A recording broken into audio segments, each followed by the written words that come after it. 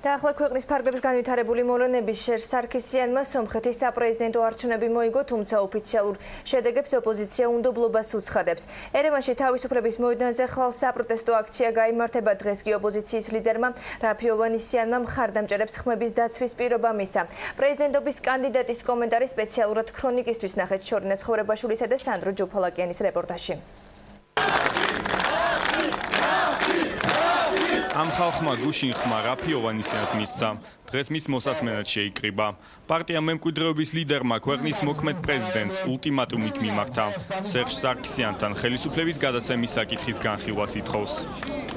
დღევანდელ შეკრებას რამდენიმე 1000 ადამიანი დაესწრო, თუმცა როგორც რაფი ოვანესიანმა განმარტა, ეს იყო მხოლოდ პრესკონფერენცია. საპროტესტო აქცია კი აქ თავისუფლების მოედანზე ხვალ გაიმართება.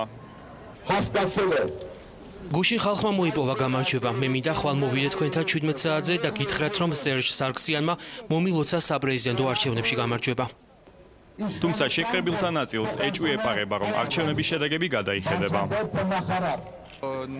ეს სცენარი დიდი ხნის წინ იყო დაწერილი, ალბათ იქნება აქციები, გამოსვლები, მოთხოვნები, თუმცა არ მგონია ამან რაიმე შედეგი გამოიღოს. ქრონიკასთან საუბარში ოვანესიანი საგარეო პოლიტიკაზე საუბრობს, როგორც ქვეყნის მომავალი პრეზიდენტი. გუშინ გაიმარჯვა სომხეთის მოსახლეობამ. ჩვენ უნდა გავაძლიეროთ ურთიერთობები მეზობელ ქვეყნებთან, რუსეთთან, საქართველოსთან, აზერბაიჯანთან და თურქეთთანაც უნდა გამოვნახოთ საერთო ენა, თუმცა მთავარია, რომ სომხეთმა პატივისცეს საკუთარ ქვეყანას და მოქალაქეებს. თუმცა სერჟ სარქისიანი არც გადადგომას აპირებს და არც ოპოზიციის ლიდერებთან შეხვედრას. მას გამარჯვება უკვე მიულოცა რუსეთის პრეზიდენტმა ვლადიმერ პუტინმა.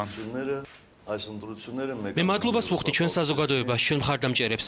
არჩევნების შედეგებმა აჩვენა, რომ ხალხს შეუძლია გადამწყვეტ მომენტში სწორი გადაწყვეტილების მიღება. არჩევანზე ხომ ჩვენი ქვეყნის მომავალია დამოკიდებული.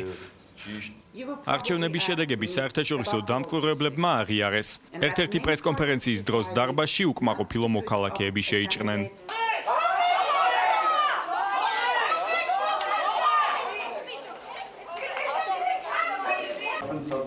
ეუთოს საპარლამენტო ასამბლეის წარმომადგენლებმა კი დასკვნამ 7 გარემოში წარადგინეს.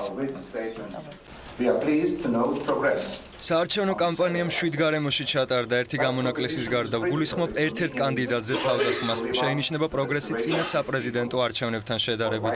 იყო უზრუნველყოფილი სიტყვისა და გამოხატვის თავისუფლება, მედიის მიერ კანდიდატების გაშუქება შედარებით დაბალანსებული იყო.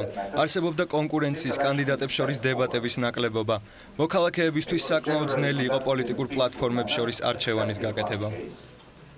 ექსპერტებისთვის ცენტრალური საარჩევნო კომისიის მიერ წარმოდგენილი ციფრები მოსალოდნელი იყო. ისინი ვარაუდობენ, რომ სერიოზულ ექსცესებს უახლოეს დღეებში ადგილი არ ექნება. შედეგები არავისთვის იყო მოულოდნელი. პარლამენტში წარმოდგენილმა სამმა ოპოზიციურმა ძალამ არჩევნებში საკუთარი კანდიდატი არ დააყენა. მხოლოდ რაფი ოვანესიანს ჰქონდა საპარლამენტო რესურსების გამოყენების საშუალება. ამასთან სხვა კანდიდატები პოლიტიკური აუთსაიდერები იყვნენ. ოვანესიანმა ყველა ეს ფაქტორი კარგად გამოიყენა. ასევე ხელისუფლების ინტერესებში იყო, რომ სარქისიანის მაჩვენებელი არ ყოფილიყო ძალიან მაღალი. ამიტომ ოპოზიციას მმართველი გუნდი ხელს წინა საარჩევნო პროცესში არ უშლიდა.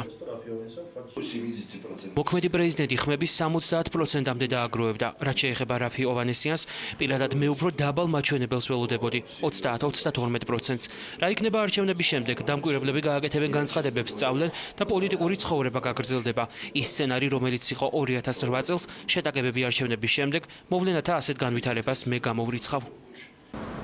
არჩევნებიდან მეორე დღეს 30 დღიანი შიმშილობა შეწყვიტა ანდრიას გუკასიანმა. პრეზიდენტობის კანდიდატი სამართლიანი არჩევნების ჩატარებას მოითხოვდა. არჩევნების შემდეგ ბრძოლას უკვე სხვა მეთოდებით გააგრძელებს.